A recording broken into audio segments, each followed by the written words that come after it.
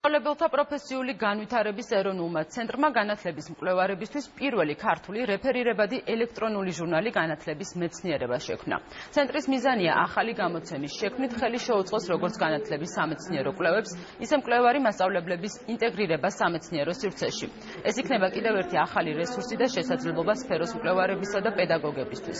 ახალი რეფერირებადი ჟურნალი მასწავლებელთა პროფესიული განვითარების ეროვნულ ცენტრში დღეს უნივერსიტეტების რექტორებს, განათლების ფაკულტეტების დეკანებს, განათლების მიმართულებისა და პროგრამების ხელმძღვანელებს, ასევე მკვლევარებსა და მასწავლებლებს წარუდგინეს. ღონისძიებას განათლებისა და მეცნიერების მინისტრის მოადგილე ლია გიგაური ესწრებოდა.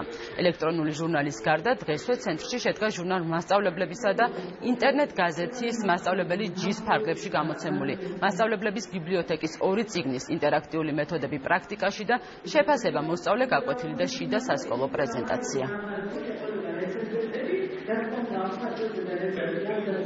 ძალიან მნიშვნელოვანია ასეთი შესაძლებლობების შექმნა, როგორც განათლების მიმართულების მკვლევარებისათვის, ასევე მკვლევარი მასწავლებლებისათვის. ეს არის შესაძლებლობა თითოეული მასწავლებლისათვის გაეცნოს კვლევებს და გადაწყვეტილებები მიიღოს. ეს არის ასევე ძალიან დიდი შესაძლებლობა განათლების მიმართულებით გადაწყვეტილების მიღების პირებისათვის, რომ სრული სურათი დაინახონ.